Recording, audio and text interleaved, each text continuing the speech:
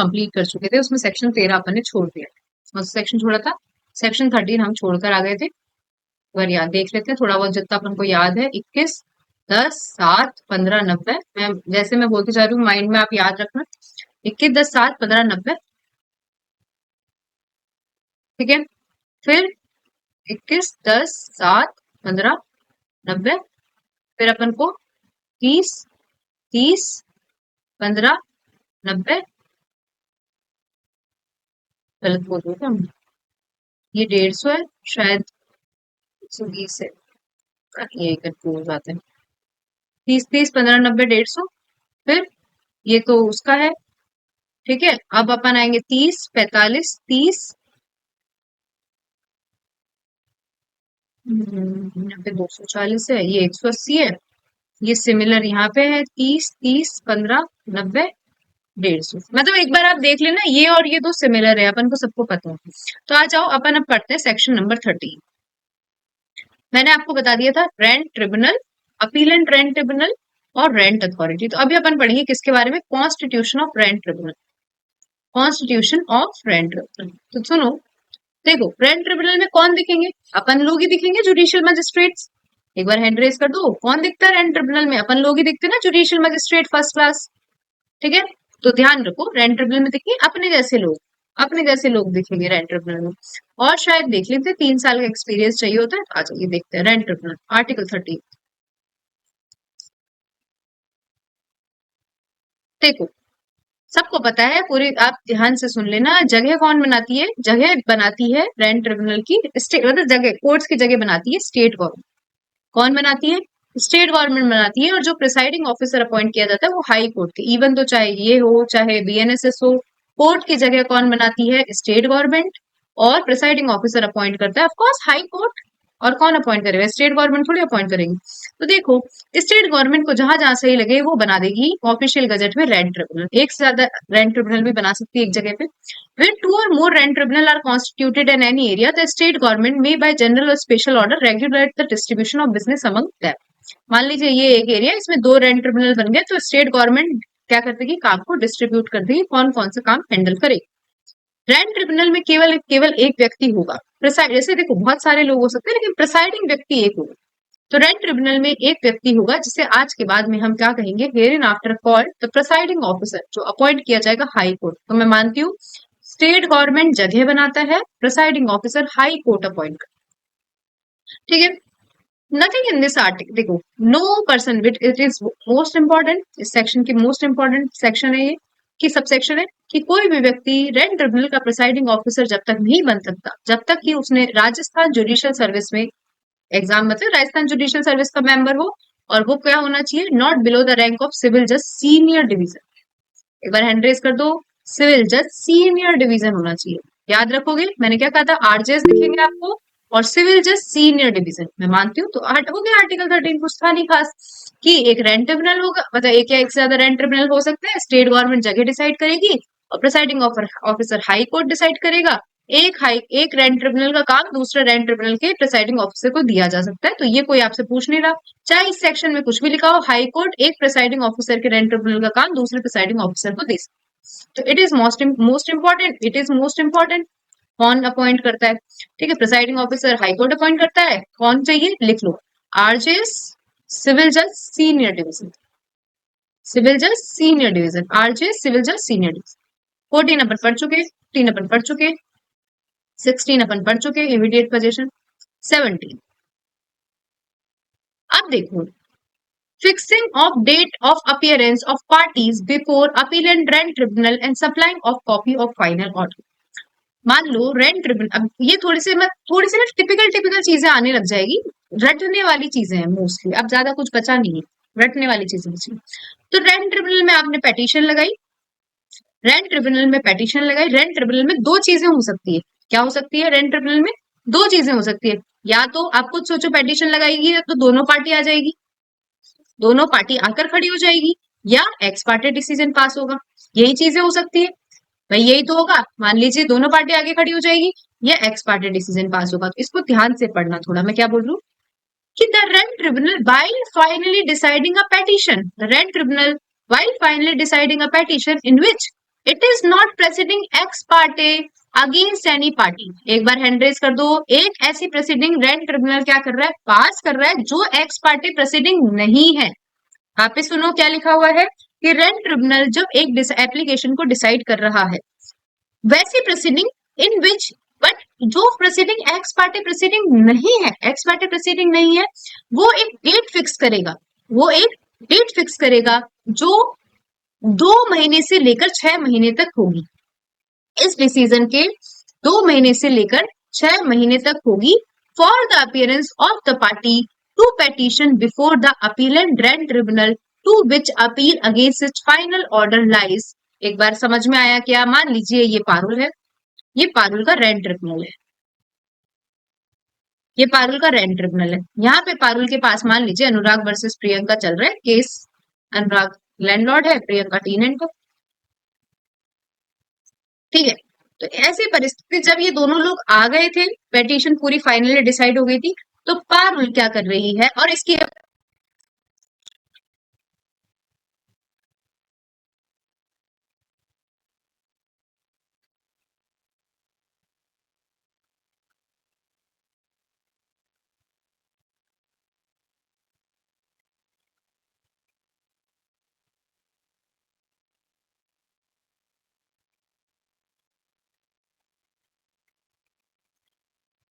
आवाज आ रही है क्या आपको? बीच में देख कहाँ पे पहुंच गए थे अपन, यहाँ। तो पारुल के पास में पहुंचे हैं Anurag versus Priyanka. Parul rent tribunal petition को सुन रही है। तो मैंने तुमको क्या बोला, दोनों खड़े हुए हैं यहाँ पे, दोनों सामने खड़े हुए हैं पारुल और पारुल के सामने। तो एक बार हैंड रेस करो, मतलब ये प्रोसीडिंग एक्स पार्टे नहीं है, इस पे इंपॉर्टेंट लगा देना। सबको समझ में आया? सानिया, गरिमा, प्रियंका, अनुराग, ऋतिका, निकिता, अर्चित, ठीक है, क्लास में जो भी सारे बच्चे, सबको समझ में आया? ये प्रेसिडिंग एक्स पार्टी प्रेसिडिंग नहीं है, दोनों पार्टी खड़ी हुई है और जो प्रेसिडिंग एक्स पार्टी नहीं है।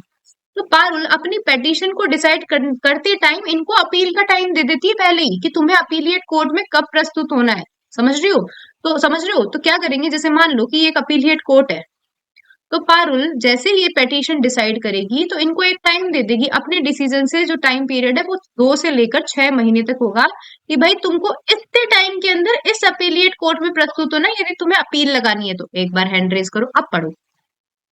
The rent tribunal, while finally deciding a petition which is not a preceding ex parte against any party, मतलब which is not a presiding ex party against any party, ये एक bracket में डाल दो। आपको नहीं समझ में आया ना, तो आपको यदि परेशानी हो तो आप इसको एक बार ब्रैकेट में डाल दो कि the rent tribunal while finally deciding a petition shall fix a date. जैसे ब्रैकेट में डालोगे तो आपको समझ में आ जाएगा कि अलग चीज लिखी हुई है। शैल fix a date beyond 2 months, जो डिसीजन से 2 महीने, मतलब डिसीजन यदि 1 जनवरी को दिया गया तो 1 मार्च से लेकर 6 महीने तक, जो एक टाइम पीरियड 2 महीने से लेकर 6 महीने का होगा of its decision for the appearance of the parties to the petition before the appellate rent tribunal to which appeal against its final order lies. जहां पर अपील लगती है वहां पर खड़े होने के लिए, वहां पर अपीयर होने के लिए रेंट ट्रिब्यूनल एक टाइम फिक्स डिसाइड कर देगा, जो टाइम पीरियड 2 से 6 महीने का होगा इसके डिसीजन से। And the parties to the petition shall appear before such rent tribunal on such date to receive the notice of appeal। ठीक है। If any file against the final, और क्यों क्यों हुआ है, मतलब ये 2 से 6 महीने का टाइम पीरियड इसलिए डिसाइड हुआ है, वो जा मतलब ये जो पार्टी है वो जाकर खड़ी हो जाए, जो भी पार्टीज है वो जाकर खड़ी हो जाए, वहां पे अपियर हो जाए, ये देखने के लिए कि क्या रेंट ट्रिब्यूनल के ऑर्डर के अगेंस्ट कोई अपील फाइल हुई है क्या। वापस देखो कि भाई अपील फाइल करने का टाइम पीरियड तो कुछ भी हो सकता है, ये 2 से 6 महीने का टाइम पीरियड जो दिया गया है रेंट ट्रिब्यूनल के द्वारा, वो दिया गया है पार्टीज को अपेयर होने के लिए कि जाकर तुम देख कर आओ और अपील एंड रेंट ट्रिब्यूनल में कि कोई रेंट ट्रिब्यूनल के फाइनल ऑर्डर के अगेंस्ट अपील लगी है क्या। तो देखो फाइनल देखो, to the parties before the rent tribunal to which appeal against its final order lies, and the parties to the petition shall appear before such appeal and rent tribunal on such date to receive the notice of the appeal if any file against the final order of the rent tribunal। एक बार hand raise कर दो, समझ में आया क्या? यहाँ पे क्यों खड़े हो रहे हैं 2 से 6 महीने के बीच में जाकर पार्टीज इसलिए खड़ी हो रही है ताकि इनको पता चले कि कोई न किसी व्यक्ति ने अपील लगा दी क्या, और अपील एंड ग्रांट ट्रिब्यूनल के जजमेंट जो फाइनल ऑर्डर था उसके अगेंस्ट। जैसे अभी आप सुनो, जैसे मान लो कि अपील लगाने का पीरियड 30 दिन है। यहाँ पे अनुराग वर्सेस प्रियंका थे, अनुराग के फेवर में जजमेंट पास हुआ था, या है ना। तो प्रियंका ऑलरेडी 30 दिन का जो टाइम पीरियड है उसमें अपील लगा चुकी है, या मान लीजिए अनुराग भी अपने जजमेंट से खुश नहीं है तो अनुराग अपील लगा चुका है, एक दूसरे को पता नहीं है। तो अब ये दोनों पहुंचेंगे 2 से 6 महीने के अंदर कहाँ पे, अपील एंड ग्रांट ट्रिब्यूनल में। खुद अपने नोटिस लेने के लिए खुद पहुंचते हैं ये लोग। एक बार हैंड रेस कर दो। मैंने क्या बोला, अपना नोटिस लेने के लिए खुद पहुंचते हैं कि क्या किसी ने अपील लगा दी क्या, क्या किसी ने रेंट ट्रिब्यूनल के फाइनल ऑर्डर की अपील लगा दी क्या। ठीक है। और बस ठीक है, बाकी अपन मान लीजिए कि यदि रेंट ट्रिब्यूनल ने आधा जजमेंट इसके फेवर में पास किया था, आधा जजमेंट इसके फेवर में पास किया था, तो दोनों पहुंच जाएंगे। दोनों पहुंच जाएंगे कि क्या किसी ने अपील लगा दी क्या। और देखो अब पढ़ लो, देखो अब समझ में आ जाएगा। द रेंट ट्रिब्यूनल, सुंदर पेन ले लेते हैं, तो ले लेते हैं बिल्कुल बारीक। हाँ, the rent tribunal, while finally deciding a petition in which a proceeding not ex parte against any party shall fix a date beyond 2 months but not beyond 6 months of its decision for the appearance of the parties to the petition before the appeal and rent tribunal to which appeal against final order lies, and the parties to the petition shall appear before such appeal and rent tribunal on such date, जो भी date decide करी है, to receive the notice of appeal if any files against the final order of the rent tribunal. The date so fixed shall be mentioned in the final order, या final order कौन सा आ गया, rent tribunal का। ये जो date fix है final order में passed by the rent tribunal, and copy of the final order shell immediately after the pronouncement of the order be delivered to the party against whom the same is made, and if the final order is one against one party against, ये normal सी बात है, इसमें कुछ भी नहीं है। इन्होंने ऐसे बोला कि जो रेंट ट्रिब्यूनल है, अब रेंट ट्रिब्यूनल अपना फाइनल ऑर्डर प्रोनाउंस करेगा, तो फाइनल ऑर्डर की कॉपी किसको दे देगा, उस इंसान को दे देगा जिसके अगेंस्ट ये ऑर्डर बना, जिसके अगेंस्ट ये ऑर्डर पास हुआ है। यदि हाफ के अगेंस्ट ऑर्डर पास हुआ है, मतलब अनुराग के अगेंस्ट आधा और अनुराग प्रियंका के अगेंस्ट आधा वो हुआ है, पास हुआ है, तो दोनों को दोनों की कॉपी दे देगा। Copy of the final order shall be delivered to the both of the parties. The copy of the final order shall bear the date of endorsement, seal of the presiding officer, जो भी simple सी बात है और समझ में आ जाएगा, मैं मानती हूँ। और इसकी कॉपी की क्या लगाई जा सकती है, अपील लगाई जा सकती है। एक बार हैंड रेस कर दो, समझ में आया सेक्शन 17 में दोबारा बोल देती हूँ। ये रेंट ट्रिब्यूनल है, रेंट ट्रिब्यूनल एक डेट फिक्स करेगा किसके लिए, जो एक्स पार्टे नहीं है, नॉट एक्स पार्टे, जो 2 से 6 महीने की होगी अपने डिसीजन की। पार्टीज टू द पेटिशन खड़ी हो जाएगी जाके इस टाइम पीरियड में, जजमेंट के टाइम पीरियड में जिसमें डेट लिखा है कि भाई क्या कोई अपील लगी है क्या, बता दो। लगी है तो नोटिस लेने के लिए खड़ी हो जाएगी, लगी है तो नोटिस दे दो, फिर खत्म। ये प्रोसीजर यहाँ खत्म हो जाता है। फिर लिखा है रेंट ट्रिब्यूनल फाइनल ऑर्डर की कॉपी किसको देगा, जिसके अगेंस्ट डिग्री पास हुई है, मतलब जिसके अगेंस्ट फाइनल ऑर्डर पास हुआ है। यदि आधा एक व्यक्ति के अगेंस्ट पास हुआ है, आधा एक व्यक्ति के अगेंस्ट पास हुआ है, तो दोनों को दे देगा। जजमेंट में क्या रहे, इस फाइनल ऑर्डर में डेट लिखी रहेगी, प्रिसाइडिंग ऑफिसर के साइन रहेंगे, सील रहेगी, बस कॉपी को अपील के टाइम पे लगानी है, बस कुछ नहीं। सेक्शन 70 बेयर एक्ट में दिखने में लगता है भयंकर, लेकिन वो ये पढ़ना आना चाहिए। मैंने वही बोला कि पढ़ना आना चाहिए, क्योंकि यहाँ पे लिखा है एक्स पार्टे नहीं है, पास नहीं है, बच्चे यही परेशान हो जाते हैं। रेंट ट्रिब्यूनल के लिए लिखा है कि अपील एंड रेंट ट्रिब्यूनल के लिए, लेकिन मैं मानती हूँ, मैं पूछती जा रही हूँ। सानिया, गरिमा, प्रियंका, अनुराग, निकिता, रितिका, अर्चित, शिखा, सबको समझ में आ गया ना। बस बेयर एक्ट पढ़ना आना चाहिए आपको। 1 मिनट का टाइम दे रही हूँ, ये पढ़ो। ये 4 दिन बाद ऐसा नहीं कि लाइन पढ़ना ही भूल जाए। अब आ जाओ सेक्शन 18। 13 में हमने क्या पढ़ा, रेंट ट्रिब्यूनल का कॉन्स्टिट्यूशन पढ़ा। रेंट ट्रिब्यूनल स्टेट गवर्नमेंट बनाता है, presiding officer high court appoint करता है। तो ज्यूरिडिक्शन क्या होगा, तो सीधी बात है रेंट ट्रिब्यूनल का, जहां पे रेंट ट्रिब्यूनल का ज्यूरिडिक्शन है, तो कहने को तो सिविल के केसेस है ये रेंट ट्रिब्यूनल वाले, लेकिन मान लीजिए पारुल को एक्सक्लूसिवली कोर्ट बनाया गया है, बीएनएसएस में पावर दे रखी है स्पेशल कोर्ट्स बनाने की, तो पारुल का स्पेशल कोर्ट बना दिया गया। इवन दो यहाँ पे अनुराग है, प्रियंका है, इन लोगों का क्या है, स्पेशल ज्यूरिडिक्शन है, सानिया है, ये लोग मतलब अलग से कोर्ट है इनका। लेकिन भाई इवन दो सिविल केसेस है, पारुल ही ट्राई करेगी इस केस को। ये लिखा है पहले पैराग्राफ में कि चाहे किसी में कुछ भी लिखा हुआ हो, जहां पर ये एक्ट एक्सटेंड करता है only the rent tribunal, cause बनाया क्यों है, इसलिए तो बनाया, only the rent tribunal and no civil court shall have the jurisdiction to hear and decide the petition relating to the dispute between landlord tenant matter connected here with the done. फिर अभी हमने पढ़ा, हम पढ़ते हैं section number 3, जहां पर chapter 2 chapter 3 apply नहीं होते। सेक्शन नंबर 3 जहां पर चैप्टर 2 चैप्टर 3 अप्लाई नहीं होते। हमको सबको पता है, central government, state government, central act, state act, देवस्थान, वक्फ प्रॉपर्टी, ये यूनिवर्सिटीज, एमएनसीज, पीएसयूज जिनकी कैपिटल 1 करोड़ रुपए से ज्यादा है, और ये सब चीजें हम पढ़ के आए हुए हैं। ठीक है, तो यहाँ पे चैप्टर 2 चैप्टर 3 अप्लाई नहीं होते। पढ़ते हैं ना अपन, सेक्शन 6 सेक्शन 7 अप्लाई नहीं होता, 8 9 10 अप्लाई नहीं होता। तो क्या होगा? कुछ नहीं होगा, टीपीए कॉन्ट्रैक्ट अप्लाई हो जाता है, और ये वाले भी अप्लाई हो जाते हैं। तो provided that in deciding such petition to which provision chapter 2 and chapter 3 do not apply. कौन से सेक्शन की बात कर रहे हैं? Section 3। Having due regards to the provision of transfer of properties, Indian Contract Act, and any other substantive law applicable to such manner in the same manner, in which such law would have applied had the dispute been brought before a civil court by way of suit। तो ये बोल रहे हैं कि कैसे कैसे उन case को डिसाइड किया जाएगा? उन केस को डिसाइड किया जाएगा 3-4 तरीकों से, मतलब 3-4 तरीकों को ध्यान में रखते हुए। टीपीए, कॉन्ट्रैक्ट और अदर कोई सब्सटेंटिव लॉ अप्लाई होता है तो उनको ध्यान में रखते हुए डिसाइड किया जाए। तो ये हो गया। अब ये भी है कि जहां अब provided further that nothing contain this act shall be deemed to empower the rent tribunal to entertain a petition. ठीक है, तो कहाँ अप्लाई नहीं होता? और भी देखो, जैसे तो अपन बहुत सारी जगह पढ़ के आ गए कहाँ कहाँ अप्लाई नहीं होता। और भी देखो कि रेंट ट्रिब्यूनल एक पेटिशन जिसके अंदर इंक्लूड है कौन सा चीज, देखो आरपीपी, राजस्थान पब्लिक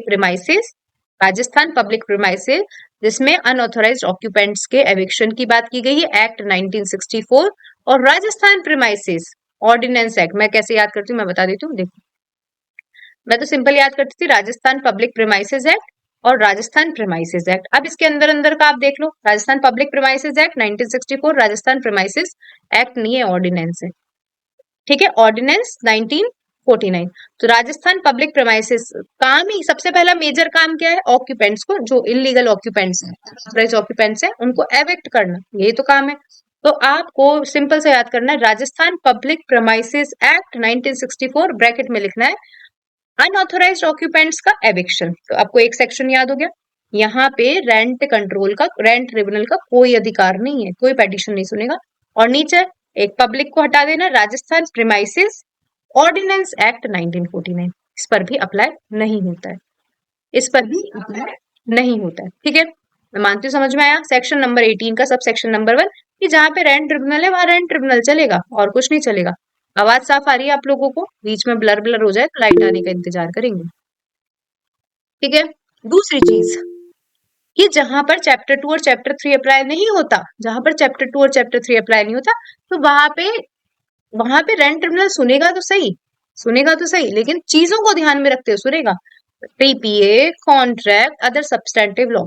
तीसरी चीज मैंने ऐसे बोली कि कहाँ पे नहीं सुनेगा, तो राजस्थान पब्लिक प्रीमाइसेस ब्रैकेट में अनऑथराइज्ड ऑक्यूपेंट का एविक्शन एक्ट 1964 और राजस्थान प्रीमाइसेस ऑर्डिनेंस एक्ट 1949 पर की पेटिशंस पे ये नहीं सुनता है। ठीक है, इन पे नहीं सुनता। अब देखो, where where only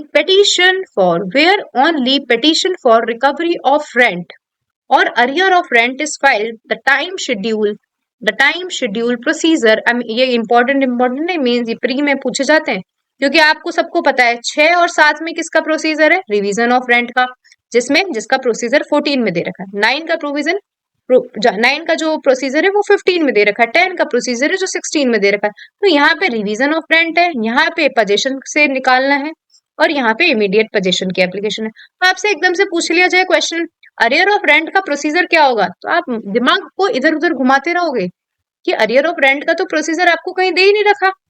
ठीक है, तो इसका जो प्रोसीजर होगा अरियर ऑफ रेंट, यदि आपने किसी ने अरियर ऑफ रेंट की एप्लीकेशन का प्रोसीजर होगा सेक्शन 14 का मुटेटिस का मतलब होता है आवश्यकता अनुसार परिवर्तन कर लिए जाते हैं। क्या कर लिए जाते हैं? आवश्यकता अनुसार परिवर्तन कर लिए जाते हैं, लेकिन सेक्शन 14 अप्लाई होगा। सेक्शन 14 में जो भी टाइम पीरियड दे रखा है वैसे अप्लाई। एक बार हैंड रेज करो, इस पे स्टार लगा दो। रिकवरी ऑफ अनपेड रेंट्स और अरियर ऑफ रेंट्स, क्योंकि डायरेक्ट प्रोसीजर नहीं दे रखे, सेक्शन 18 के अंदर लिख रखा है कि अरियर ऑफ रेंट्स है और अनपेड रेंट्स है। एक बार समझ में तो आता है ना, 6 और 7 का 14 में दे रखा है, 6-7 रिवीजन है, 9 का 15 में दे रखा है, 10 का 16 में दे रखा है, तो अरियर ऑफ रेंट का नहीं दे रखा ना, कहीं पे अनपेड रेंट का नहीं दे रखा ना, तो इसका जो प्रोविजन है वो सेक्शन 14 ही चलेगा। सेक्शन 14 मतलब 6-7 वाला, 6-7 को अपर ही मान लेंगे, चलो 6-7 को छोड़ो, section 14 of course revision of rent है, रिवीजन ऑफ रेंट है, तो 6-7 का प्रोसीजर 14 का प्रोसीजर चलेगा। अब देखो, अपन तो बोलते हैं कि चैप्टर 2 और 3 पे, सॉरी चैप्टर 2 और 3 किस पे अप्लाई नहीं होते, जिस पे सेक्शन 3 पे, तो कुल मिला के सब अप्लाई होता है, समझो सब अप्लाई होता है, सिर्फ लिख देते हैं ये, क्योंकि अब वापस लिखा जाएगा यहाँ पे कि ऐसा कोई प्रीमाइसेस जिस पर चैप्टर 2 और 3 अप्लाई नहीं होता, टाइम और शेड्यूल कैसे चलेंगे, जो सेक्शन 15 में चलते हैं एज पर मुटेटिस मुटेंडिस। तो समझ में आया कि रेंट कंट्रोल पहले तो मना कर देते हैं चैप्टर 2 और 3, लेकिन क्या लिखा हुआ है इन्होंने, क्या लिखा है इन्होंने सेक्शन 18 में कि चैप्टर 2 और 3, जिसमें जो सेक्शन 3 वाली प्रोवाइसेस है जिसपे चैप्टर 2 और 3 अप्लाई नहीं होता, उस पे सेक्शन 15 जो सेक्शन 9 का प्रोसीजर है ना, सेक्शन 15 वो मुटेटिस मुटेंडिस अप्लाई होंगे। मुटेटिस मुटेंडिस का मतलब होता है अगेन कि जैसे मान लो कि वहां लिखा हुआ है पेटिशन फॉर पोजेशन, तो वहां पे अपन क्या लिख देंगे, दिस चैप्टर 2 और 3 के अंदर ये एक्ट है और ऐसे ऐसे, मतलब जो भी चेंज है, जो भी आवश्यकता अनुसार परिवर्तन किए जाएंगे वो कर सकता है। तो कहने को इनडायरेक्टली तो राजस्थान रेंट कंट्रोल एक्ट ही अप्लाई हो रहा है ना, प्रियंका निकिता रितिका समझ गए ना, इनडायरेक्टली। भाई डायरेक्टली तो इन्होंने मना कर दिया कि चैप्टर 2 और 3 अप्लाई नहीं हो रहा, फिर इन्होंने बोला टीपी अप्लाई होगा, कॉन्ट्रैक्ट अप्लाई होंगे, ये अप्लाई होगा, ठीक है, टीपी अप्लाई होंगे, कॉन्ट्रैक्ट अप्लाई होगा, फिर इन्होंने नीचे वही घुमा फिरा के यही लिख दिया कि जिसपे चैप्टर 2 और 3 अप्लाई नहीं होता वहां पे शेड्यूल प्रोसीजर सेक्शन 15 के अकॉर्डिंग चलेगा, मुटेटिस मुटेंडिस। और कहाँ पे एप्लीकेशन लगेगी, वहां पे एप्लीकेशन लगेगी जहां पे प्रमाइसिस सिचुएटेड है। सेक्शन 18, 1 मिनट का टाइम दे रही हूँ, बेयर एक्ट खोल रखा होगा, मैं मानती हूँ समझ में आ गया हो, मैं 1 मिनट में बोल देती हूँ। सेक्शन 18, जहां पे रेंट ट्रिब्यूनल है वहां पे rent tribunal, other civil court नहीं, जहां पर चैप्टर 2 और 3 अप्लाई नहीं होता वहां पर टीपीए कॉन्ट्रैक्ट सब्सटेंटिव लॉ को ध्यान में रखा जाएगा। फिर इन्होंने बोला कहाँ अप्लाई नहीं होगा, और वहां है पेटिशन, जो राजस्थान पब्लिक प्रीमाइसेस, यहाँ अनऑथोराइज्ड ऑक्यूपेंट्स लिखा, यहाँ लिखा एविक्शन ऑफ अनऑथोराइज्ड ऑक्यूपेंट 1964 और राजस्थान प्रीमाइसेस ऑर्डिनेंस एक्ट 1949 पर अप्लाई नहीं होगा। फिर अपन नीचे आए, अपन थोड़ा सा नीचे आए तो बोलते हैं सेक्शन 14 अरियर ऑफ रेंट है और लाइक अनपेड रेंट है, इस पर सेक्शन 14 अप्लाई होगा। जहां पर चैप्टर 2 और 3 अप्लाई नहीं होता वहां पर सेक्शन 15 मुटेटिस मुटेंडिस अप्लाई होगा, और जहां पर प्रॉपर्टी सिचुएटेड है वहां पर केस लगा दिया जाए। ठीक है, मैं मानती हूँ समझ में आ गया होगा। ठीक है, एक बार पढ़ लो, 1 मिनट का 12:50 का टाइम दे रही हूँ, इंपॉर्टेंट सेक्शन है, ये पूछा जाता है ज्यूरिडिक्शन ऑफ, मतलब बहुत अजीब अजीब से, अभी तो इसके बहुत सारी केस चीजें आएंगी, क्या पावर होती है, ये होता है, जो इंपॉर्टेंट था वो तो खत्म, जो सेक्शन वैक्शन आते थे, अब आएंगे अजीब अजीब सी चीजें। ठीक है, पढ़ लो इसको 1 मिनट के अंदर। देखो कहाँ कॉन्स्टिट्यूशन हुआ था अपील एंड रेंट ट्रिब्यूनल का, सेक्शन 13 में, ठीक है, 18 में ज्यूरिडिक्शन दे रखा है, 19 में आ जाता है appeal and rent tribunal, appeal and rent tribunal. तो आइए, appeal and rent tribunal appeals and limitation, बहुत सबसे बड़ा सेक्शन है, ठीक है, सबसे बड़ा सेक्शन, बहुत अजीब है, अच्छा भी है और अजीब भी है। आ जाओ, तो खुद सोचो, रेंट ट्रिब्यूनल में कौन बैठे रहते हैं, अब मतलब कौन प्रिसाइडिंग ऑफिसर होते हैं, आरजेएस। तो अपील एंड रेंट ट्रिब्यूनल में कौन होंगे, सानिया, ऐसे तो दिख ही रहा होगा, कौन होंगे अपील एंड रेंट ट्रिब्यूनल, यहाँ पे आरजेएस रहते हैं, तो यहाँ पे कौन से कैटर के लोग होंगे, प्रियंका, डीजे डीजे कैटर के लोग होंगे। एक बार सब हैंड रेज कर दो, रटने का है ही नहीं ना कंसेप्ट, भाई रटना क्यों है, यहाँ पे रेंट ट्रिब्यूनल में आरजेएस बैठे रहते हैं, आरजेएस प्रिसाइडिंग ऑफिसर होते हैं, तो एआरटी में रहेंगे डीजे कैडर, डीजे कैडर, लेकिन इनका थोड़ा सा और स्पेशल होता है, 3 साल की इनके पास में स्पेशल, जैसे यहाँ पे भी स्पेशल होता है, यहाँ पे आरजेएस कौन सा सीनियर सिविल जज सीनियर डिवीजन लिखा है ना, यहाँ भी स्पेशल है और यहाँ भी स्पेशल है, DJ cadre having 3 year experience. तो आ जाओ, वही सेम चीज जो अपन पहले पढ़ के आए वही का वही है, कि स्टेट गवर्नमेंट को जैसा सही लगेगा, खूबसूरत लगेगा, वैसे वैसे एआरटी बना देगी, जैसी जैसी जगह पे उसको सही लगेगा। यदि एक से ज्यादा, जैसे अपन वहां पढ़ के आए थे कि यदि एक से ज्यादा आरटी है तो काम डिवाइड कर दिया जाएगा, तो यहाँ भी है कि एक से ज्यादा आरटी है तो रेगुलेट जनरल और स्पेशल ऑर्डर से बिजनेस को डिस्ट्रीब्यूट कर दिया जाएगा।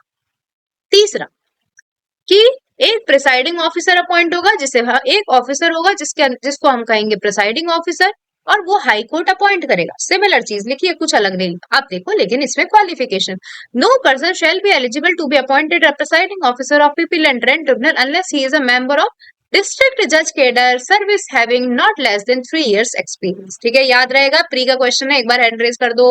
यहाँ पे है आरजे सिविल जज केडर, यहाँ पे है डिस्ट्रिक्ट जज cadre having 3 years experience. Confuse होने की कोई बात नहीं है, रटना है नहीं, अपन को कोई चीज रटना नहीं है। इवन दो कोई भी चीज नहीं रटनी, इवन दो चाहे सीपीसी का ऑर्डर 43 हो, ठीक है, मतलब बहुत, मतलब चाहे बीएनएसएस हो, बीएनएसएस के अपील का प्रोविजन हो, बीएनएसएस कुछ भी हो, ट्रायल हो, ब्रायल हो, मतलब ये सारी चीजें सब स्टेप बाय स्टेप चलती है, रटना किसी में कोई चीज नहीं। अब आओ कि प्रिसाइडिंग ऑफिसर, एक वही सेम चीज जहां वो लिखी थी वही का वही यहाँ लिखा हुआ है कि हाई कोर्ट एक प्रिसाइडिंग ऑफिसर को दूसरे अपीलेंट रेंट ट्रिब्यूनल का काम डिस्चार्ज करने के लिए बोल सकता है। फिर कितने दिन के अंदर लगती है अपील, तो सुन लो 60 दिन के अंदर लगती है। अभी तक अपनी जिंदगी में रेंट अथॉरिटी नहीं आई है, अपन जब तक जितना पढ़ रहे हैं उसमें रेंट अथॉरिटी का नामो निशान नहीं आया है, बस एक बार आगे बागे कुछ आया था, ठीक है, डेफिनेशन में। अभी तक रेंट अथॉरिटी नहीं आई है, अभी तक रेंट ट्रिब्यूनल और अपील एंड रेंट ट्रिब्यूनल ही चीजें चल रही है, तो कंफ्यूज मत होना। ठीक है, सब चीजें रेंट ट्रिब्यूनल में चल रही है, अपील एंड रेंट ट्रिब्यूनल में चल रही है। रेंट ट्रिब्यूनल के डिसीजन पास होने के 60 दिन के अंदर अपील लग जाती है। तो अभी समझ में आया वहां पे क्यों रेंट ट्रिब्यूनल 2 से 6 महीने का टाइम देता था। भाई जिसको अपील लगानी है वो 60 दिन के अंदर लगा दे, और जिसको नोटिस लेने पहुंचना है तभी, तो देखो ये 60 दिन इसमें इसके अंदर कवर हो जाते ना। एक बार सब हैंड रेज करो, समझ में आया।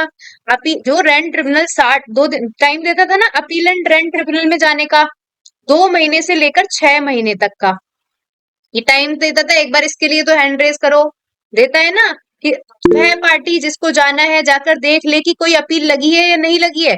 तो भाई ये अपील लगती है 60 दिन के अंदर, तो ये 2 महीने जो डिसीजन हुआ उसके 2 महीने रुक कर टाइम देता है ना, तो ये इस दौरान क्या होती है, इस दौरान अपील लगती है। ठीक है, ऋतिका डन, गरिमा डन ना, ये समझ कंफ्यूज नहीं होना। रेंट ट्रिब्यूनल टाइम देता है कि तुम जो भी पार्टी परेशान है ना, परेशान नहीं, रेंट ट्रिब्यूनल टाइम देता है कि पहुंच जाओ तुम 2 महीने से 6 महीने के अंदर। किसी व्यक्ति ने अपील लगाई है क्या, तो भाई तू फिर अपने माइंड में क्वेश्चन आता है क्यों 2 महीने का टाइम क्यों दे रहा है बीच में, डायरेक्ट जाके। तो भाई 2 महीने के अंदर कोई ना कोई अपील तो लगाएगा, तभी तो पता चलेगा कि किसी ने अपील लगाई है क्या। तो देखो जो अपील लगती है, for every final order passed by rent tribunal an appeal shall lie to appeal and rent tribunal within the local limits of whose jurisdiction the premises is situated. Such an appeal shall be filed within 60 days from the date of final order, मतलब 60 दिन, RT की 60 दिन के अंदर लगती है। और यहाँ पे रेंट अथॉरिटी की भी ध्यान रखना है, रेंट अथॉरिटी की 60 दिन के अंदर लगती है इसमें रेंट ट्रिब्यूनल में, वो अपन बाद में पढ़े। अब देखो सेक्शन नंबर 17, सेक्शन नंबर 17 में सब सेक्शन 7, बिल्कुल ध्यान से सुनना, इसमें आपको वो भी याद आ जाएगा सेक्शन जो अपन पढ़ के आए थे 13 में पढ़ा था, 18 में पढ़ा था, 13 में ही वो किस में पढ़ा था, टाइम देता है, अरे 2 से 6 महीने का टाइम किस में देता है यार, सबका मिक्स मैच हो जाता है। सेक्शन 17 में देता है 2 से 6 महीने रेंट ट्रिब्यूनल। अब देखो, अब समझ में, the appeal and rent tribunal upon filing an appeal under section 6 sub section 6 shall serve notice accompanied by copy of appeal to the respondent on the date fixed by the rent tribunal under subsection 7 for the appearance of the parties before it। एक बार समझ में आया मैंने क्या बोला, notice ऐसे सर्व नहीं कर रहा, नोटिस कैसे सर्व कर रहा है, नोटिस वो सामने आके खड़ी हो रही है ना, रिस्पोंडेंट पार्टी लेती है ना, जो रेंट ट्रिब्यूनल ने फिक्स किया था सेक्शन 17 में। तो देखो shall serve notice accompanied with the copy of appeal on the respondent on the date fixed by the rent tribunal under section 17 for the appearance of the parties before it। एक बार hand raise करो, ये line समझ में आई, कैसे notice serve कर रहा है, रिस्पोंडेंट आकर खड़ा हो रहा है, रिस्पोंडेंट आकर खड़ा हो रहा था ना सेक्शन 17 में, टाइम पीरियड दिया था, तभी मैंने आपको सेक्शन 17 बोला। भाई किसी को समझ में नहीं आ रहा तो माइक ऑन करके बोल देना, ऐसा नहीं है कि मैं, हमारे एक सर है नाम नहीं लूंगी, बोलते जाते हैं और माइक ऑफ रहता है बच्चों का, वो ओपन भी नहीं करने देते कुछ पूछना हो तो। ठीक है, नहीं समझ में आ रहा तो अभी पूछ लो। देखो रेंट ट्रिब्यूनल ने एक टाइम पीरियड फिक्स किया था 2 से 6 महीने का। तो इस 2 महीने के पहले भी तो कोई अपील लगाएगा, अपील लगा रहा है, कोई ने अपील लगाई, तो रेंट ट्रिब्यूनल, जो अपील एंड रेंट ट्रिब्यूनल है, नोटिस सर्व करता है। अब नोटिस सर्व करता है वो बात की बात है, लेकिन कब सर्व करता है? जो रिस्पोंडेंट, जो रेंट ट्रिब्यूनल ने टाइम फिक्स किया था उस दिन आकर खड़ा हो जाता है, तो उसको नोटिस सर्व करता है। फिर मान लीजिए वो आकर खड़ा नहीं हो रहा है, if the respondent fails to appear on the date so fixed by the appellant rent by before the appellant rent tribunal, he may proceed ex parte by simple, कि मान लीजिए रिस्पोंडेंट जो 2 से 6 महीने का टाइम पीरियड दे रखा था वो खड़ा ही नहीं हुआ नोटिस लेने के लिए, तो अपीलेंट रेंट ट्रिब्यूनल कैसे प्रोसीड करेगी? एक्स पार्टे प्रोसीड करेगी। ठीक है, तो ये सेक्शन यहाँ खत्म हो जाता है। एक बार हैंड रेज कर दो, मैंने सिंपल बोला, नोटिस सर्व करेगी, रिस्पोंडेंट आकर खड़ा होगा। रिस्पोंडेंट आकर कब खड़ा होगा? 2 से 6 महीने के बीच में आकर खड़ा होगा, और नहीं खड़ा होता तो नहीं सर्व कर रहे हम तुझको नोटिस, हम एक्स पार्टे प्रोसीड कर लेंगे। अब यहाँ पे लगा देना आप एंटर, यहाँ पे आप लगा देना एंटर। एंटर एक बार समझ में आ गया क्या? अब मान लो, मेरी बात बिल्कुल ध्यान से सुनना, सेक्शन 17 में अनुराग सर किसको, सेक्शन 17 में 2 से 6 महीने वाली प्रोसीडिंग, 2 से 6 महीने वाला टाइम हमने किसके लिए फिक्स करा था? एक्स पार्टी के लिए फिक्स करा था या दोनों पार्टी आकर खड़ी हो गई थी उसके लिए फिक्स करा था? जल्दी बताओ। अरे आवाज नहीं आ रही क्या? एक्स पार्टी के लिए फिक्स करा था या दोनों पार्टी? सानिया मैम, दोनों पक्षकार थे ना मैम। दोनों पक्षकार थे ना। एक बार सब हैंड रेज कर दो। अब लेकिन कभी एक्स पार्टी भी तो पास हो सकती है चीजें भाई। सेक्शन 17 में तो तुमने 2 से 6 महीने टाइम पीरियड दोनों पक्षकार के लिए फिक्स कर दिया था। मान लो कि rent tribunal ex party case pass कर देता, तो भाई साहब एक्स पार्टी डिसीजन पास कर देगा, अब उसका क्या होगा? अपील तो लग जाएगी, अपील तो लग जाएगी एक्स पार्टी डिसीजन की, लेकिन फिर नोटिस कैसे सर्व करोगे? यहाँ पे तो तुमने नोटिस उसको सर्व कर दिया जब दोनों पक्षकार आए थे रेंट ट्रिब्यूनल में। अब मान लो रेंट ट्रिब्यूनल में एक्स पार्टी डिसीजन पास हो गया, तो इन्होंने बोला ये पैराग्राफ यहाँ पे खत्म हो जाता है। एक बार यहाँ पे एंटर मार देना, अब मैं मार नहीं सकती हूँ क्योंकि ये बेयर एक्ट है। अब यहाँ पे ये, अब देखो, अब एक्स पार्टी भी तो डिसीजन पास हो सकता है, तो एक्स पार्टी की अपील लगेगी, वहां तो नोटिस दोगे। In the case final order under section 17 was passed ex parte proceeding against any party। ठीक है, एक बार इस लाइन के लिए हैंड रेज कर दो। सेक्शन 17 में एक्स पार्टी ऑर्डर पास हुआ है, मतलब दोनों पार्टी आकर खड़ी नहीं हुई है। अब अब दोनों पार्टी अगर खड़ी नहीं हुई तो नोटिस लेने कौन आएगा? 2 से 6 महीने वाला, वहां तो आपको सर्व करना पड़ेगा ना। तो द अपीलेंट रेंट ट्रिब्यूनल, भाई साहब बहुत दिमाग लग जाता है इसको समझाने में, हम समझते समझते पागल हो गए थे, लेकिन अब सिंपल लगते हैं। अब appellate rent tribunal notice serve करेगा। The appellate rent tribunal shall issue notice accompanied by the copy of appeal fixing a date not later than 30 days requiring the respondent to appear before it on the fix. वही same चीज जो अपन ऊपर पढ़ के आए थे section 14 में।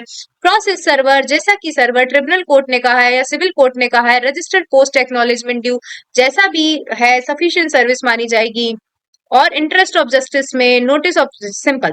ठीक है, यहाँ पे तो उसको नोटिस देने की जरूरत नहीं है क्योंकि यहाँ पे नोटिस लेने के लिए वो खुद खड़ा होता है। लेकिन यदि सेक्शन 17 में एक्स पार्टी डिग्री पास, क्योंकि एक्स पार्टी पास नहीं होती तभी 2 से 6 महीने का टाइम पीरियड देते हैं, यदि डिग्री एक्स पार्टी पास हुई है तो अपील लगेगी। अब अपील लगेगी तो उसका नोटिस सर्व होएगा। नोटिस सर्व होएगा कितने दिन के अंदर? उसको एक डेट डिसाइड कर लेंगे जो नोटिस सर्व के 30 दिन से बाद की नहीं होगी। प्रोसेस सर्वर के थ्रू, ट्रिब्यूनल के थ्रू, सिविल कोर्ट के सर्वर के थ्रू, जो भी है रजिस्टर्ड पोस्ट एक्नॉलेजमेंट के ड्यू सफिशिएंट सर्विस उस पर दे दे, सफिशिएंट सर्विस उस पर दे देंगे। हेलो हेलो, इतनी झिकझिक वाली नहीं है, अपन इतना नहीं सुन सकते किसी का, फोन करके बोलते नहीं है, टाइप भी नहीं है। ठीक है, तो ये समझ में आ गया। अब देखो, पता नहीं इसमें बहुत अजीब अजीब सा लिखा है। देखो सबसे पहले तो लिखा है एक 30 दिन का टाइम फिक्स कर देगा, not later than 30 days requiring the respondent to appear before it, एक टाइम फिक्स कर देगा कि भाई जो 30 दिन का नहीं, 30 दिन से ज्यादा का नहीं होगा नोटिस सर्व होने से। फिर the appellate rent tribunal shall thereafter fix a date of hearing, देखो यहाँ पे सिंपल से इसने 21 दिन 10 दिन वाला सीन नहीं है, इन दोनों को इसने मर्ज कर दिया। सिंपल बात, इसने बोला कि एक टाइम पीरियड देगा जो 30 दिन से बाद का नहीं होगा। ठीक है, एक बार ये समझ में आया। यहाँ पे पहले 21 दिन 10 दिन 7 दिन वो चल रहे होते थे, 30 दिन 30 दिन वो चल रहे होते थे, 30 दिन 45 दिन वो चल रहे होते थे। इसने सब चीजों को मिक्स मर्ज करके इन्होंने सिंपल सा डेट दे दिया कि रिस्पोंडेंट को टाइम पीरियड दिया जाएगा जो 30 दिन के बाद का नहीं होगा। डन, एक बार हैंड रेस कर दो निकिता। सबसे मतलब सब चीजें मिक्स मर्ज कर दी इसने। अब मान लो रिस्पोंडेंट आकर खड़ा हो जाएगा, तो हियरिंग की डेट, मतलब इसमें रीजॉइंडर वीजॉइंडर का सीन नहीं है, कुछ भी सीन नहीं है रीजॉइंडर का, डायरेक्ट हियरिंग की डेट डिसाइड होगी। हियरिंग की डेट डिसाइड होगी, हियरिंग की डेट डिसाइड होगी जो 45 दिन की होगी notice of service, service of notice से 45 दिन की होगी। और जो पूरी प्रोसीडिंग है वो 180 दिन में खत्म हो जाएगी। वहां पे ये वो जो 3 4 प्रोसीजर है ना रीजॉइंडर वीजॉइंडर के, इसने सब खत्म कर दिए। यहाँ पे इसने बोला एक डेट फिक्स करेगा जो 30 दिन से कम की नहीं होगी, 30 दिन से कम की नहीं होगी। फिर हियरिंग की डेट फिक्स करेगा जो 45 दिन की होगी। ठीक है, हियरिंग जो नोटिस सर्व नोटिस से 45 दिन से कम की नहीं होगी। और पूरी प्रोसीडिंग को 180 दिन के अंदर कंप्लीट कर देगा। तो आ जाओ, देखो यहाँ लिखा होगा, नोट्स में दिख जाएगा, ज्यादा लिखा ही नहीं अपन ने। देखो 30 45 और 180, 30 45 180, ठीक है यही लिखा है। एक बार समझ में आया मैंने क्या बोला? एक बार खत्म कर दे, बहुत बड़ा है ये सेक्शन, पहले देख लेते हैं। यहाँ तक मैं मानती हूँ समझ में आ गया होगा। तो अपन सेक्शन सब सेक्शन 8 तक पढ़ लेते हैं।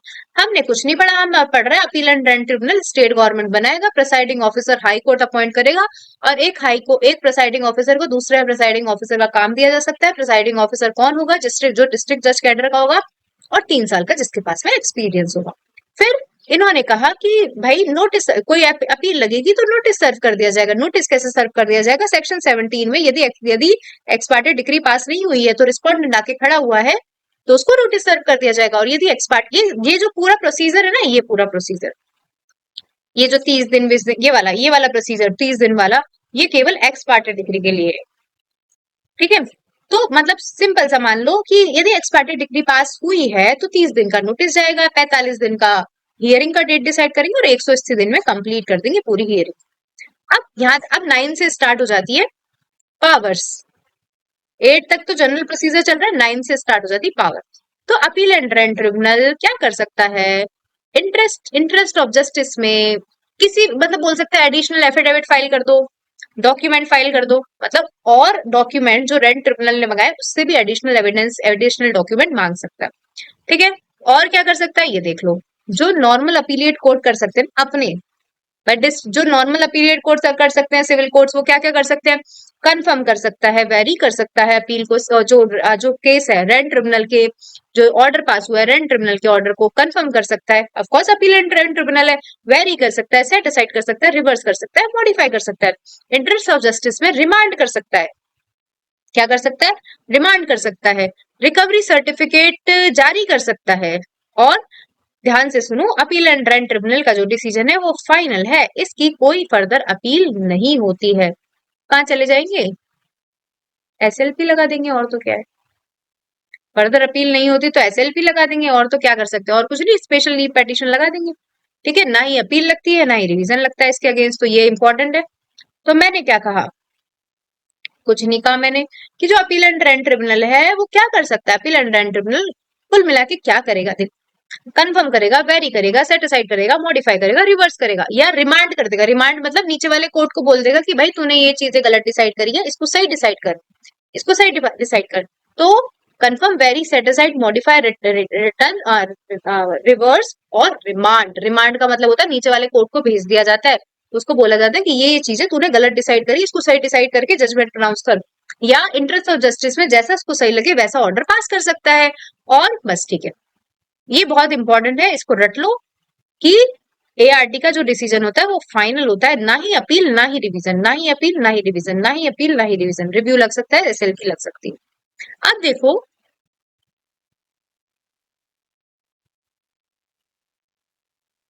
एक सेकेंड,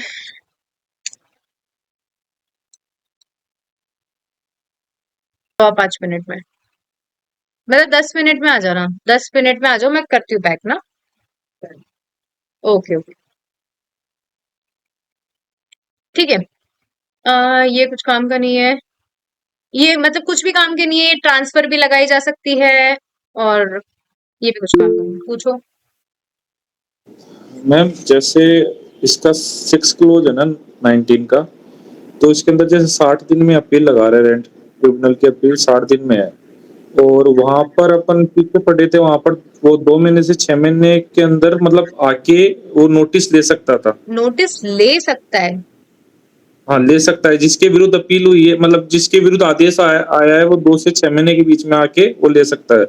तो ये दो मतलब 2 महीने से पहले अगर वो आ गया तो तो मतलब वो वहां पर। करेगा ही नहीं ना। डेट ही रेंट ट्रिब्यूनल जब लिखा है तो उसके उतना दिमाग क्यों लगाना है, जब लिखा ही है ना उसके अंदर रेंट ट्रिब्यूनल एक डेट फिक्स करेगा जो 2 महीने से 6 महीने के बीच की होगी, तो ये क्यों सोचना है कि 1.5 महीने में आ जाएगा, 1 महीने में आ जाएगा, क्यों सोचना है ऐसा, जब लिख दिया ना उसने। ठीक ठीक है। भाई जो ठीक चीज बात। लिखी है तो उसके आगे उसके ऊपर क्यों सोचना है, लिखा ही इसलिए है ना कि 2 महीने से 6 महीने के अंदर आना है। क्यों लिखा है, क्योंकि अपील लगाने का टाइम पीरियड 60 दिन दिया है ना, तो 2 महीने तक अपील लगाता रहे आराम से बैठ के। कोई भी व्यक्ति जिसको अपील लगानी है वो अपील लगाता रहे, डन। हाँ मैम। ठीक है, मैं मानती हूँ समझ में आ गया होगा। क्या पावर, बस इसके अंदर आप 10 पढ़ लेना और याद कर लेना कौन सा आर्टिकल, सेक्शन, इतना आर्टिकल आर्टिकल हो जाता है, सेक्शन नंबर 19 का सब सेक्शन नंबर 12, 12 नहीं, सेक्शन नंबर 19 मैम का 11 का सी।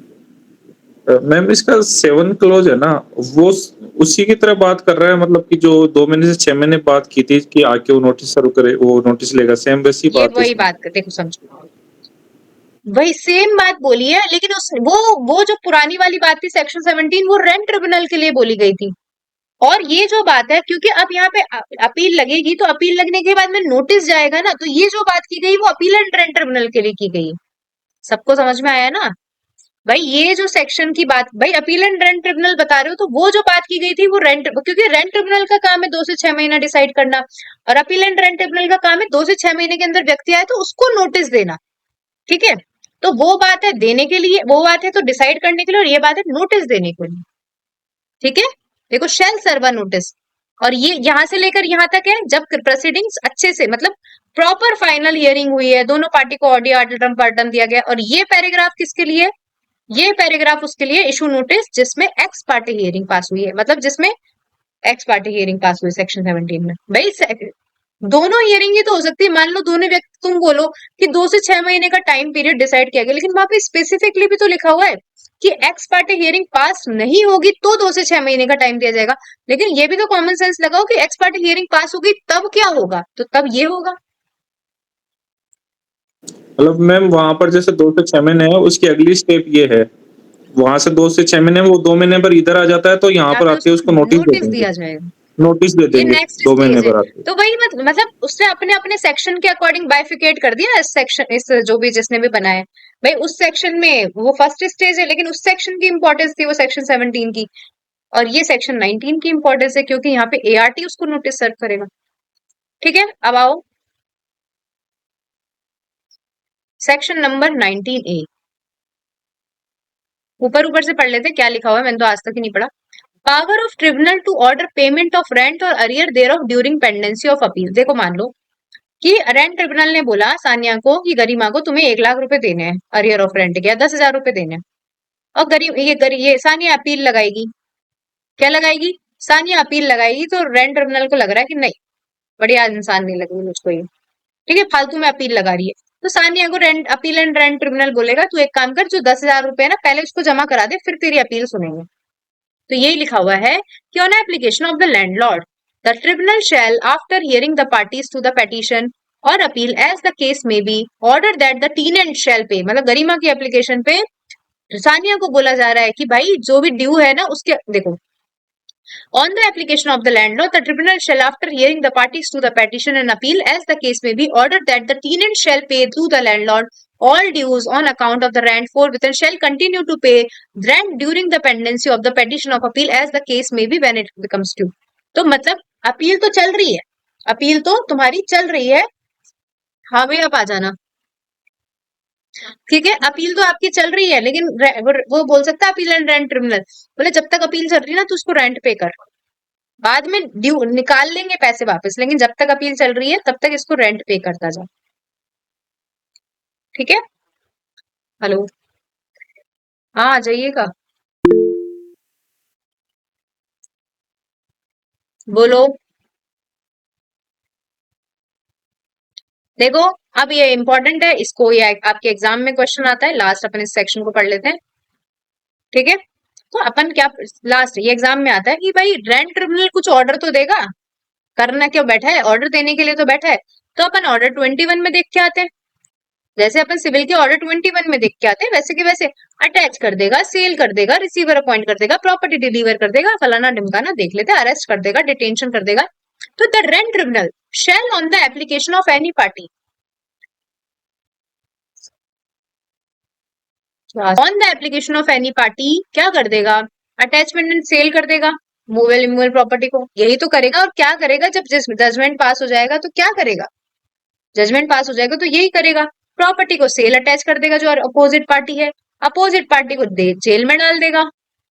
एक से ज्यादा बैंक अकाउंट, किसी को बैंक अकाउंट को अटैच कर देगा, सैलरी अलाउंस को अटैच कर देगा, कमिश्नर अपॉइंट कर देगा, डिलीवरी कर देगा पोजीशन को। ठीक है। तो क्या क्या बोला मैंने,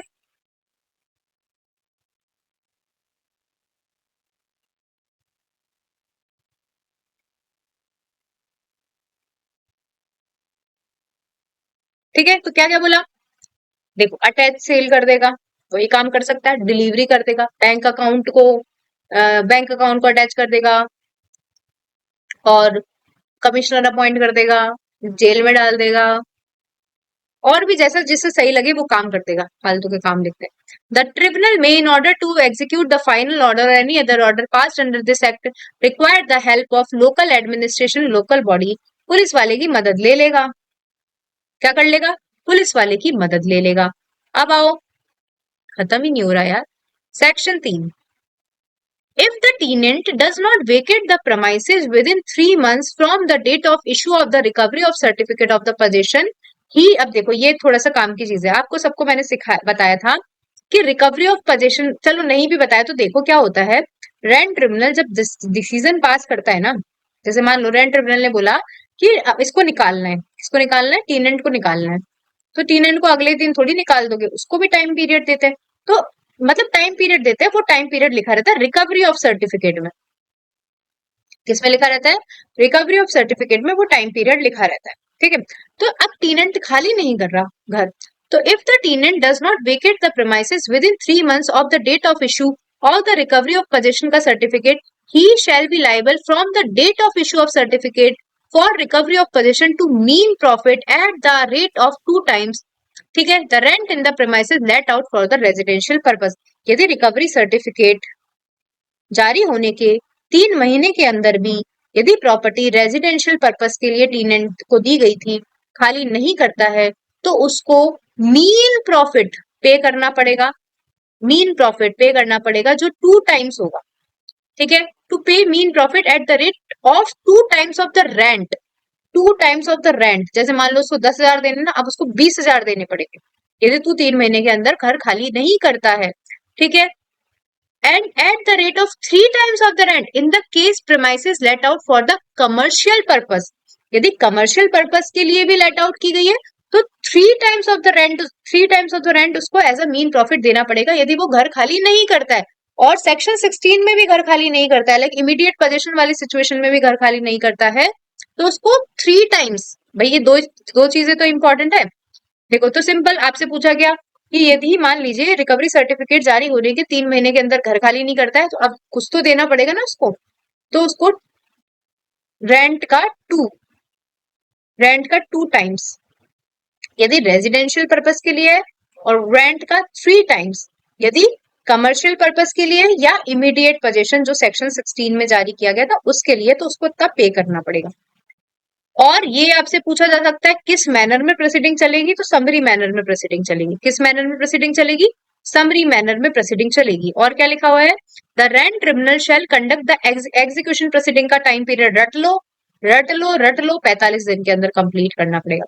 अपोजिट पार्टी से नोटिस देने के 45 दिन के अंदर कंप्लीट करना पड़ेगा। तो हम क्या पढ़ रहे हैं, हमने जैसे हमने स्टार्ट कहाँ से किया, हमने स्टार्ट किया सेक्शन 13 से, तो 13 आपको याद है constitution of rent tribunal.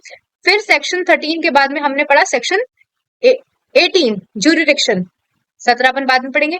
Jurisdiction में पढ़ा कि रेंट ट्रिब्यूनल का ज्यूरिडिक्शन क्या रहेगा, जहां पे रेंट ट्रिब्यूनल है वहां पे रेंट ट्रिब्यूनल रहेगा, सिविल कोर्ट को ज्यूरिडिक्शन व्यूरिडिक्शन नहीं होगा। ठीक है, ये सारी चीजें हमने पढ़ी। फिर हमने मोटेटिस मोटेंडिस सेक्शन 18 के अंदर ही पढ़ लिया कि 14 की प्रोसीजर अरियर ऑफ रेंट में, 15 जब जिसपे चैप्टर 2-3 अप्लाई नहीं होता उसमें 15 का प्रोसीजर चलेगा मोटेटिस मोटेंडी।